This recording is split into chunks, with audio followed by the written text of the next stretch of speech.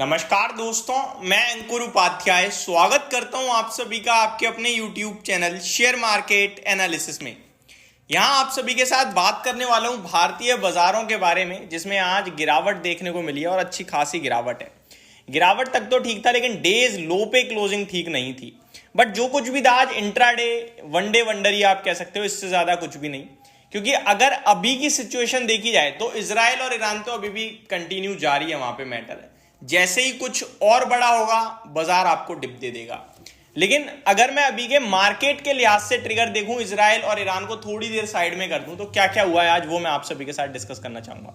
बाजार क्यों गिरा, इसके पीछे तो सबको पता है रीजन क्या था। इजराइल ईरान प्लस अमेरिका का बाजार भी आपके लिए 500 पॉइंट टूटा है फ्राइडे के ट्रेडिंग सेशन में, तो वो एडजस्ट कर दिया, इससे ज्यादा कुछ नहीं था। लेकिन यहां से आप सभी के लिए आज जो बाजार में हुआ है, जो डेटा आया है इजराइल ईरान को हटाकर, वो बहुत इंपॉर्टेंट है। फ्राइडे के ट्रेडिंग सेशन में पोस्ट मार्केट भारत का नॉर्मल इन्फ्लेशन डेटा आया, जो कि सुपर्ब था, बढ़िया था। टीसीएस के नंबर भी ठीक थे। और आज डेटा आया होलसेल का।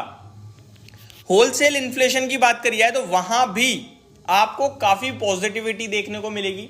सेकंड, आईएमडी की आज मीटिंग थी, मौसम विभाग की आज मीटिंग थी कि इस साल बारिश मॉनसून कैसा रह सकता है, तो उसको लेकर भी बड़ी पॉजिटिव खबर आते हुए दिख रही है। यानी कि बाजार के लिहाज से, खबरों के लिहाज से अगर मैं देखूं इजराइल और ईरान को साइड में रखकर, तो पॉजिटिव है। लेकिन सवाल यह बनता है कि इन सब पॉजिटिव चीजों का फायदा क्या है जब बाजार तो ऊपर ही नहीं जा रहा।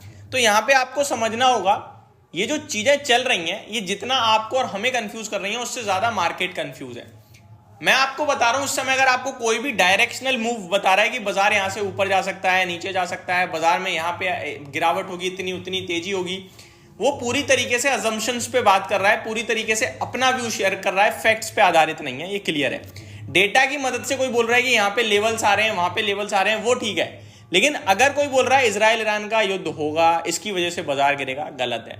कोई बोल रहा है इजराइल ईरान का युद्ध नहीं होगा, बाजार वापस उठ जाएगा, वो भी गलत है। तो आपको इस समय किसी से ये पूछना ही नहीं है कि बाजार नीचे जाएगा या ऊपर। सिंपल सा है, आपको अपने आप को समझा देना है, बाजार अगर नीचे जाएगा तो इसके पीछे का रीजन है इजराइल ईरान का युद्ध और कच्चे तेल के बढ़ते दाम। यही दो कारण बनेंगे, आप ही आज ही लिख लो। और ये दोनों चीजें परमानेंट नहीं है। इजराइल ईरान का युद्ध परमानेंट नहीं है और कच्चे तेल के ऊपर जाना दाम भी परमानेंट नहीं है। और ऊपर गए और टिके भी ना, तो हम एडजस्ट कर जाएंगे, उन्हें अपने आप में संभाल लेंगे। एक चीज को लेकर बार बार बाजार रिएक्ट नहीं करता। तो एक चीज तो क्लियर है कि बाजार अगर नीचे टूटता है तो वो मतलब परमानेंट नहीं है, वो वापस रिकवर करेगा। और वहीं अगर ये सब नहीं होता तो बाजार ऊपर चल देगा। यानी कि आफ्टर ऑल इवेंचुअली मार्केट ऊपर ही जाना है, बट शॉर्ट टर्म में वॉलेटिलिटी ट्रिगर्स बन सकते हैं। इसलिए आपको क्या करना है, अपनी पोर्टफोलियो को छेड़ना नहीं है, प्लस फ्रेश कैपिटल अभी नहीं लगाना है जब तक कुछ क्लियर ना हो जाए। या तो युद्ध रुक जाए, बाजार ऊपर चलने लगे तो आप चाहो लगाओ, अदरवाइज होल्ड करो। लाइफ हाई पे क्या ही लगाओगे, जितना लगा हुआ है उसी में पैसा बना लो। अगर हो जाए, कुछ बड़ी गिरावट आ जाए, तो उस पैसे को यूटिलाइज कर लेना, दैट्स इट। अब बढ़ते हैं आगे, आज क्या क्या हुआ। सबसे पहले तो होलसेल का इन्फ्लेशन नंबर जो आया है वो काफी पॉजिटिव आता हुआ दिखा है भारत के लिहाज से। उसका डेटा मैं आप सभी के साथ एक बार डिस्कस करता हूं। सबसे पहले अगर होलसेल नंबर की बात करूं मैं, तो अगर आप साल दर साल देखोगे तो काफी बढ़कर आया है। लेकिन अगर आप अनुमान से कंपेयर करोगे तो अनुमान से अच्छा आया है। फॉर एग्जाम्पल 0.2% से बढ़कर 0.53% पे होलसेल का नंबर आता हुआ दिखा है। मतलब आप कह सकते हो कि 2.5 गुना हो गया महंगाई, पर अनुमान था 0.6% का, तो अनुमान से कम ही रहा है होलसेल इन्फ्लेशन। तो इसे मार्केट पॉजिटिव ही लेगा, बट इस पे भी कोई रिएक्शन चल नहीं रहा है क्योंकि बहुत कुछ चल रहा है मार्केट में।